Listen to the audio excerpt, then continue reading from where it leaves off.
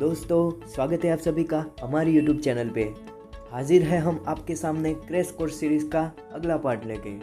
दोस्तों, आप सबको जान के खुशी होगी कि टाटा स्टील को वर्ल्ड की मोस्ट एथिकल कंपनीज में स्थान मिला है। ये बहुत ही अच्छी बात है कि आप लोग ऐसे वैल्यूएबल ऑर्गेनाइजेशन को ज्वाइन करने जा रहे हैं। तो इसीलिए आपके लिए लेकर आया हूँ एक मोटिवेशनल कोट। आप सब इन्हें तो जानते ही होंगे, भारत के वीर सपूत महाराणा प्रताप। ये कहते हैं कि तब तक मैदान में डटे रहो, तब तक मेहनत करते रहो कि जब तक तुम्हें तुम्हारी मंजिल ना मिल जाए। यस दोस्तों, मेवाड़ के जो किंग होते हैं उनको राणा बोला जाता है। वैसे तो बहुत राणा हुए, राणा सांगा, राणा कुंभा, पर महाराणा सिर्फ प्रताप को ही बोला जाता है क्योंकि उन्होंने पूरी अपनी लाइफ मेवाड़ के लिए डेडिकेट कर दी। उन्होंने अपनी लाइफ में कभी हार नहीं मानी थी, बार बार गिरते थे और बार बार बाउंस बैक करते थे। ये जिंदा थे तब तक तो अकबर भी कभी मेवाड़ को जीत नहीं पाया था। एक और इंटरेस्टिंग फैक्ट बताता हूँ आपको कि जब महाराणा की डेथ हुई थी तब सबसे ज़्यादा रोने वाला आदमी अकबर ही था। अकबर भी अपने आप में एक महान शासक था, उसकी भी बात करेंगे फिर कभी नेक्स्ट वीडियो में। तो आइए महाराणा से मोटिवेशन लेते हैं और शुरू करते हैं आज का ये लेक्चर इलेक्ट्रिकल मेजरमेंट। आज के लेक्चर में क्वेश्चन के सॉल्यूशन के साथ साथ उसका कॉन्सेप्ट भी देखेंगे। तो देखते हैं पहला क्वेश्चन। हमें बोला गया है dynamometer type watt meter can be use on. Dynamometer type का जो मीटर आता है वो कौन से सप्लाई पे काम करता है? डीसी, एसी, रेक्टिफाइड एसी या एसी और डीसी बोथ? तो हम लोग जानते हैं कि डायनेमोमीटर एसी और डीसी दोनों पे काम करता है। इसके रिलेटेड आपको बहुत से क्वेश्चन देखने को मिलेंगे। आइए वो देखते हैं कौन कौन से इंस्ट्रूमेंट कौन से सप्लाई पे काम करते हैं। PMMC permanent magnetic moving coil, वो सिर्फ डीसी पे काम करता है। और आप सबको बता दूं कि पावर कंजप्शन इसका सबसे ज़्यादा लो होता है। फिर आता है moving iron coil. Moving iron coil AC और डीसी दोनों पे काम करता है। और वैसे ही डायनेमोमीटर जो कि हमारे क्वेश्चन में था वो भी एसी और डीसी दोनों पे काम करता है। आपको ये याद रखना है क्योंकि कई बार एग्ज़ाम में ये पूछा गया है। देखते हैं नेक्स्ट क्वेश्चन। यहाँ पे हमें पूछा गया है which of the following is an integrating type of instrument. Instrument के अलग अलग टाइप होते हैं, इसमें से कौन सा है जो इंटीग्रेटिंग टाइप ऑफ इंस्ट्रूमेंट है? Watt meter, energy meter, power factor metre या नन? इसका आंसर होगा एनर्जी मीटर।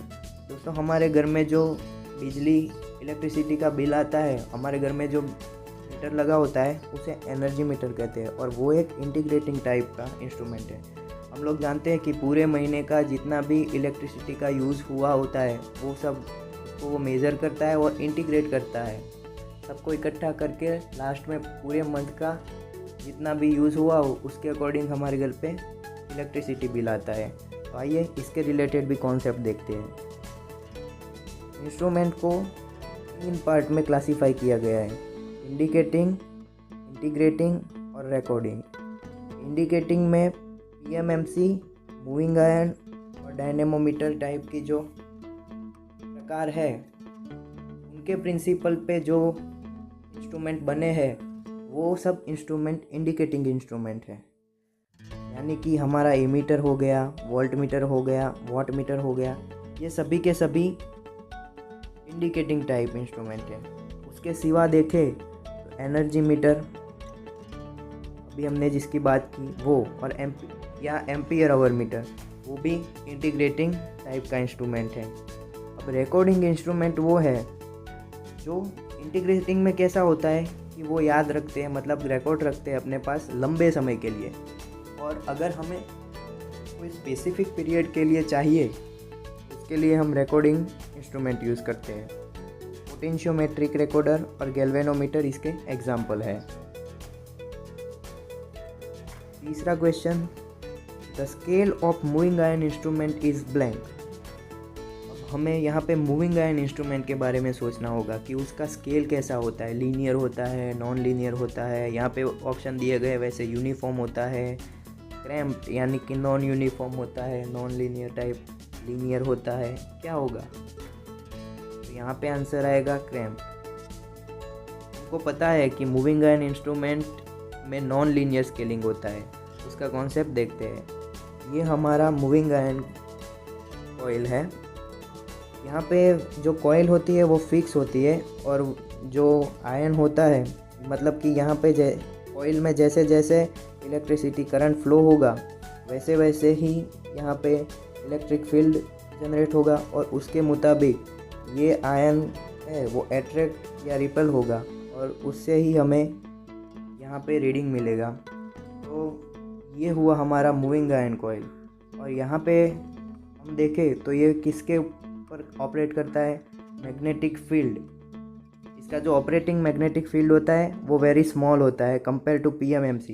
पीएमएमसी में क्या होता है कि मैग्नेटिक फील्ड अच्छा खासा होता है क्योंकि वहाँ पे PMMC permanent moving magnetic coil होती है, कॉइल ही मूव करती है, उसका ज़्यादा होता है। और यहाँ पे एक दूसरी चीज़ आपको याद रखनी है, एग्ज़ाम में बार बार पूछी जाती है, मूविंग आयरन कॉइल इंस्ट्रूमेंट का टॉर्क रेशियो कैसा होता है? लो होता है। और यहाँ पे कौन सा डैम्पिंग यूज़ किया जाता है? तो एयर फ्रिक्शन। हम लोग जानते हैं कि डैम्पिंग 3 टाइप के होते हैं, एक एयर फ्रिक्शन, दूसरा एडी करंट, सही है, और तीसरा होता है फ्रिक्शनल। तो यहाँ पे हम एडी करंट यूज़ नहीं कर सकते क्योंकि एडी करंट के लिए एक परमानेंट मैग्नेट लगाना पड़ेगा। अगर वो परमानेंट मैग्नेट हम लगाएंगे तो उसका खुद का मैग्नेटिक फील्ड जनरेट होगा, वो इसके मैग्नेटिक फील्ड को डिस्टॉर्ट कर देगा। और हम लोग जानते हैं कि इसका मैग्नेटिक फील्ड वेरी स्मॉल होता है तो उससे रीडिंग पे काफ़ी इफ़ेक्ट पड़ेगा। इसलिए हम यहाँ पे एयर फ्रिक्शन डैम्पिंग यूज़ करते हैं। आई होप आपको ये क्लियर हुआ होगा। तो चलिए नेक्स्ट क्वेश्चन देखते हैं। ये क्वेश्चन में हमें बोला गया है a DC ammeter has a resistance of 0.1 ohm. जबकि एमीटर का रेजिस्टेंस है मीटर का वो 0.1 ओम है और उसकी करंट रेंज दी गई है 0 to 100। यहाँ पे सॉरी ओम नहीं आएगा, एम्पियर आएगा। करंट हमें हमेशा एम्पियर में होगा। तो उसकी रेंज दी गई है 0 to 100 ampere. If the range is to be extended to 0 to 500 ampere then the meter required shunt resistance of. हमें यहाँ पे शंट रेजिस्टेंस फाउंड करना है। तो आइए दोस्तों देखते हैं सॉल्यूशन। यहाँ पे देखेंगे कि हमारा मीटर लगा हुआ है और उसका रेजिस्टेंस है RM और उसके साथ पैरेलल में शंट लगा हुआ है, उसको RS बोलते हैं। यहाँ से सप्लाई में से करंट I फ्लो कर रहा है जो 2 हिस्सों में बट जाएगा, यहाँ पे ISH और यहाँ पे IM।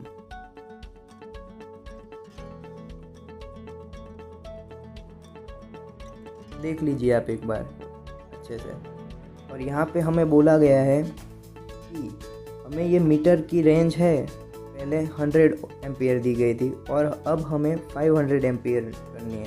तो ये शंट कितना लेना पड़ेगा? तो हम यहाँ पे देखेंगे कि ये RSH और RM दोनों पैरेलल में हैं। अगर हमको IM निकालना हो तो ऐसे निकालेंगे करंट डिवाइडर रूल से, RSH upon RSH plus RM into total current I। और यहाँ पे I यहाँ से यहाँ हो गया, मतलब I upon IM equal to RSH plus RM upon RSH। उसको हम M बोलते थे, M यानी मल्टीप्लाइंग फैक्टर। मल्टीप्लाइंग फैक्टर होगा हमारा I अपॉन IM, सही है। तो यहाँ पे हमें मल्टीप्लाइंग फैक्टर मिल गया और हमें चाहिए शंट रेजिस्टेंस। तो यहाँ पे शंट रेजिस्टेंस यानी कि RSH is equal to RM plus upon M-1 मिला। अब हमारे पास वैल्यू है वो पुटअप करेंगे। RM is equal to 0.1, M-1, यहाँ पे M क्या है? I upon IM। I मतलब हमें करंट मतलब जितना फ्लो होने देना है वो। तो नया हमारा रेंज क्या है? 500 एम्पियर और पुराना 100 एम्पियर। तो M क्या होगा? I अपॉन IM यानी कि 500 अपॉन 100 इज इक्वल टू 5। तो हमारा शंट रेजिस्टेंस होगा 0.1 अपॉन 4 यानी कि 0.025। Our answer will be C. आइए नेक्स्ट क्वेश्चन देखते हैं। Megger is an instrument to measure. Megger क्या मेजर करता है? Very low resistance, insulation resistance, induction coil या Q of coil. Q factor measure करता है। तो हमें दोस्तों मालूम है कि मेगर इंसुलेशन रेजिस्टेंस यानी कि काफ़ी हाई रेजिस्टेंस मेज़र करने के लिए यूज़ होता है। तो इसके रिलेटेड का कॉन्सेप्ट देखते हैं। यहाँ पे मैंने एक टेबल बनाया है। लो रेजिस्टेंस मेज़र करने के लिए यूज़ होते हैं इंस्ट्रूमेंट या मेथड। मीडियम रेजिस्टेंस का मेज़रमेंट करने के लिए यूज़ होते हैं मेथड या इंस्ट्रूमेंट। और यहाँ पे है हाई रेजिस्टेंस के लिए मेथड या इंस्ट्रूमेंट। तो देखेंगे कि लो रेजिस्टेंस के लिए क्या यूज़ होता है, केल्विन डबल ब्रिज। ये भी काफ़ी इम्पोर्टेंट है, बार बार पूछा होता है, कोई भी एग्ज़ाम में कभी भी देखने को मिल जाता है क्वेश्चन। उसके सिवा ampere voltmeter method, potentiometer method, medium में व्हिटन ब्रिज मेथड इम्पोर्टेंट है। और सब्स्टिट्यूशन मेथड सबसे बेस्ट मेथड है मीडियम रेजिस्टेंस को मेज़र करने का। और यहाँ पे पूछा गया है कि हाई के लिए यूज़ होता है मेगर। और उसके सिवा दो इम्पोर्टेंट मेथड है जो कभी कभी पूछ लेते हैं, आपको ये ध्यान रखनी है, लॉस ऑफ चार्ज मेथड और direct deflection method. Next question है, the moving coil dynamometer wattmeter is connected. Dynamometer में मूविंग कॉइल किससे कनेक्टेड होती है? In a series with fix coil, across the supply, in a series with load या any of the above. तो dynamometer wattmeter में moving coil supply के साथ जुड़ी हुई है। तो our answer will be B. Next question, to increase the range of voltmeter. Voltmeter की रेंज को बढ़ाने के लिए क्या करना होगा? लो resistance is connected in series, low resistance is connected in parallel, high resistance is connected in series, high resistance is connected in parallel. हम लोग जानते हैं कि वोल्टमीटर की रेंज को बढ़ाना हो तो सीरीज में कनेक्ट करना पड़ेगा हाई रेजिस्टेंस, और आंसर विल बी सी। और अगर ए मीटर का बढ़ाना हो तो पैरेलल में कनेक्ट करना पड़ेगा शंट, और वो लोएस्ट वैल्यू का सिलेक्ट करना पड़ेगा, यानी कि low resistance is connected in parallel. Okay, next question. यहाँ पे हमें पूछा गया है कि the control torque in a gravity control meter. Gravity control meter में कंट्रोलिंग टॉर्क होता है वो किससे प्रोपोर्शनल होता है? तो our answer will be sine theta. इसका कॉन्सेप्ट देखेंगे तो ग्रेविटी कंट्रोल सिस्टम इस तरफ का होता है। यहाँ पे बैलेंस वेट होता है, यहाँ पे ग्रेविटी वेट होता है, और यहाँ पे फोर्स लगता है, और ये पॉइंटर है। तो यहाँ पे हमें controlling torque is equal to WL sine theta मिलेगा, यानी कि वो साइन थीटा के प्रोपोर्शनल होगा। नेक्स्ट क्वेश्चन देखेंगे, an ammeter is obtained by shunting 30 ohm galvanometer with 30 ohm resistance. यानी कि ammeter is obtained by, मतलब कि 30 ओम का हमारा शंट है और 30 ओम मीटर का रेजिस्टेंस भी है गैल्वेनोमीटर का। What additional shunt should be connected across it to double the range. और अब हमें इसकी रेंज डबल करनी है, तो कितना एडिशनल शंट पैरेलल में लगाना पड़ेगा, ऐसा हमारा क्वेश्चन है। तो आइए देखते हैं। वैसे हमारा फिगर होगा कि यहाँ पे हमने मीटर लगाया है तो ये रेजिस्टेंस होगा RM, उसके साथ यहाँ पे शंट लगाया है ऑलरेडी RSH। इसकी वैल्यू हमें 30 दी गई है, इसकी वैल्यू भी 30 दी गई है, और इसके लिए हमारी रेंज सपोज M है और हम रेंज को करना है 2M। तो यहाँ पे रजिस्टर लगाना पड़ेगा एक एक्स्ट्रा पैरेलल में। तो ये रजिस्टर कितना होगा वो हमें क्वेश्चन में पूछा गया है। देखेंगे इसका सॉल्यूशन, वही सेम मेथड से होगा जैसे आगे का सम हुआ था। देखते हैं, यहाँ पे देखेंगे हम कि हमने फिगर बना ली है, R और RSH दोनों पैरेलल में है, और यहाँ पे IM दिया गया है। तो हमने आगे देखा था वैसे formula RSH equal to RM/m-1। हमें RSH इक्वल टू 30 दिया है, RM इज इक्वल टू 30 दिया है। सो m-1 इज इक्वल टू 1, तो m विल बी 2। अब हमको उसकी रेंज डबल करनी है, यानी कि M2 होगा वो M का डबल होगा, यानी कि 2 है 4 हो जाएगा, M2 इज इक्वल टू 4। तो अब यहीं ये वैल्यू यहाँ पे पुटअप करेंगे और जो हमें नया शंट मिलेगा, यानी कि ये दोनों का पैरेलल कॉम्बिनेशन, उसको हम R' बोल देते हैं। R' is equal to RM upon M2 - 1। RM तो वही रहेगा, मीटर का रेजिस्टेंस 30, हमारा M2 4 - 1 इज इक्वल टू 3, तो 30/3 10। अब हम लोग जानते हैं R' क्या है, पैरेलल कॉम्बिनेशन ऑफ RSH और R का। तो हम यहाँ पे पैरेलल कॉम्बिनेशन का रूल अप्लाई करेंगे, हो जाएगा 10 is equal to 30R upon 30 plus R।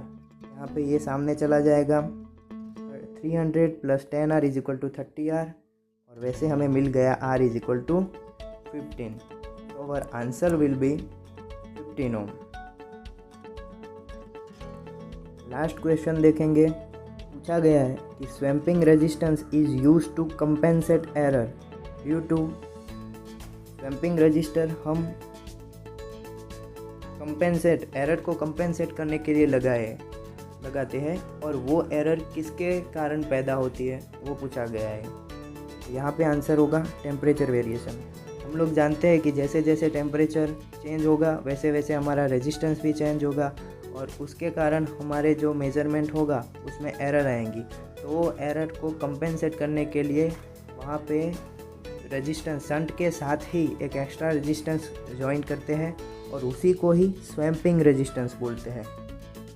I hope I clear your concept regarding this.